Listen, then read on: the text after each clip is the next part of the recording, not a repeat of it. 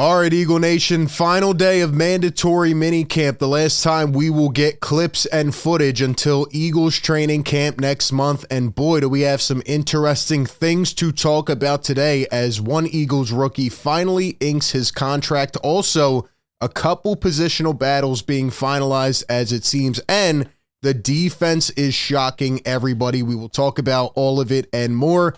But welcome on in. This is A to Z Sports, A to Z Philly.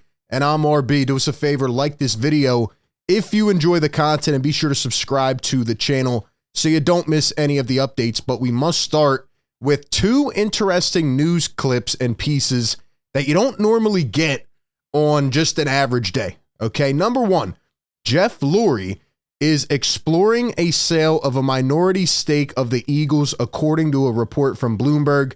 The report indicates that there would not be a path to a controlling stake. So Jeff Lurie will still be in control. He's not selling a majority share, but definitely a little intriguing, right? Like, is he trying to bring in other owners? Is he trying to bring in the successors? What is going on here with Jeff Lurie and the Philadelphia Eagles? I guess we'll just have to wait and find out, but we might have some more ownership, or let's just put it as a little more input from other owners potentially coming very soon. So definitely something to keep our eye on. And in addition to that, this actually just came out. Eagles are moving on from Ted Rath, their vice president of player performance, and NFL source confirmed to Tim McManus. Rath oversaw the team's sports science and strength and conditioning staffs. Eagles saw a marked improvement in overall health in 22, but the Eagles took a step back in 2023 in that regard, and some staffers felt like players, particularly Jordan Davis and Jalen Carter, were not in the shape they needed to be in late last season. A lot of injuries for this team, a lot of guys going down. And yeah, I agree. Maybe that's more so on the players, but overall, if guys are not consistently getting into shape and not getting down to their right weights, etc., somebody's going to have to take the hit. And it looks like it was Ted Rath. And apparently they're not going to replace him or his actual role. They're just going to bring in a couple more people. But it seems like maybe his position is just going away. So I don't know. Something to keep our eyes on. Like I said, very interesting coming out here on the last day of mandatory minicamp. But let's go ahead and take it to the field, because today, Quinyon Mitchell, the Eagles' first round pick, hopefully going to be a superstar in this city one day, has finally inked his contract. I didn't even know that he hadn't finalized it yet. I thought he did, but he was out there practicing, doing his thing. And here he is, nice big smile as he inks the contract. Quinyon Mitchell, officially a Philadelphia Eagle. Good to see. And I really wanted to start off with this because I love, just the energy, right? Like I said yesterday, his confidence is just next level. But Quinyon Mitchell said that he's quiet off the field because he actually wants to listen and learn. But on the field, he enjoys talking trash to fuel the competitiveness out on the field. And he was talking about the A.J. Brown route that he called quote unquote trash, where he was joking with him. And he said, hey, that was actually a good route. I was just talking my smack, trying to get him riled up. And like I said yesterday, man, you can have the talent, you can have, the ability to go out there and defend anybody on any given Sunday. When you bring that competitiveness to the game, when you bring that swagger, I mean, that's only going to resonate 10 times more here in the city of Philadelphia. So shout out to Quinyon Mitchell. He's officially ready to go, and I'm happy for him. Keeping it in the secondary, Cooper DeJean said that he has been learning both the nickel and the outside cornerback positions. The rookie corner says he has no problem with both being put on his plate. Quote, I'm here to play football and learn football. So shout out to Cooper DeJean, another guy that the Eagles will get to experiment with, move all over the field. And I'm glad to see some of these rookies taking the initiative. It feels like in years past, at some points the rookies kind of just go under the radar, right? They don't say much. They don't do much. Feels like this rookie class is really taking that initiative and everybody is buying in together, which I definitely do like. Now, the defense overall is winning so far in this camp. They won, okay? Like, everybody came in wondering what's going to happen with the defense. There's certain positional battles that are ongoing. And to pretty much sum it up well here from ESP, says Eagles first team defense continues to win against the Eagles first team offense. They did a 7-on-7 in the red zone, 10 yards out. First play was a short completion. Second play was a touchdown, but Hurts held it a long time, and the play was basically dead. And then a third play, Hurts held it a long time because nobody was open. Not good for a 7-on-7 on the 10, but good for the defensive side of the ball.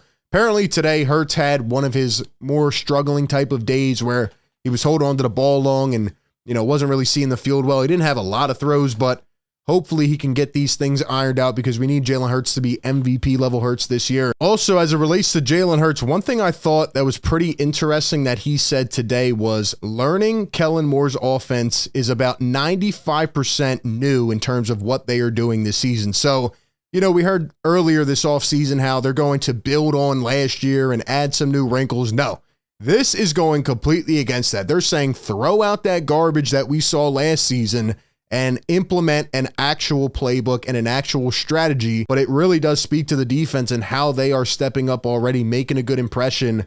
And to add on to that, Josh Sweat pretty much sacked Jalen Hurts today in an 11-on-11 drill. Rough 3 snaps for the O-line. They were getting eaten alive by the defensive line. Hurts under constant pressure. So again, that front four is going to have to be vicious, especially in a Vic Fangio system. And, they're already stepping up.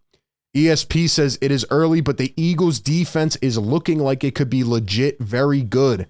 The secondary has been extremely impressive. Devin White making plays. The defensive line has won the offensive line in the 11-on-11 reps. Could be a major, major upgrade from last year. And that's what we like to hear. I mean, that defense was god-awful at the end of the season. They were pitiful. They were literally letting every team, even the worst teams in the league, just run and throw all over them and just embarrass them. So, they brought in Vic Fangio to make a statement. That's exactly what they need to do.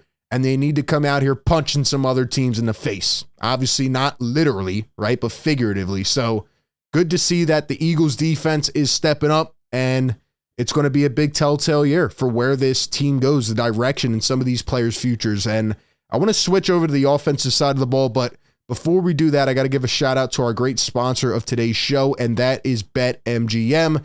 Enjoy your favorite sports like never before with BetMGM. Sign up using our code ATOZPA and get up to $1,000 back in bonus bets if you do not win your first bet.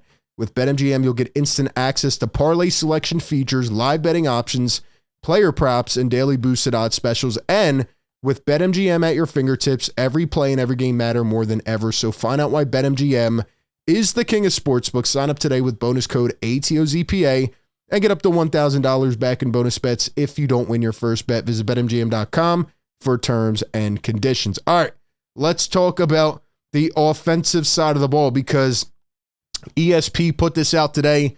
We've seen, pictures, videos, even interview clips from A.J. Brown. And he says A.J. not only has a case to be the best player on the roster, but he might be their best leader as well. And that honestly speaks volumes, especially to how the media was trying to downplay him and almost run him out of town a couple months ago. And he signed that extension. He said, screw that. I'm staying here in Philly. I love it. Players become accustomed to this city.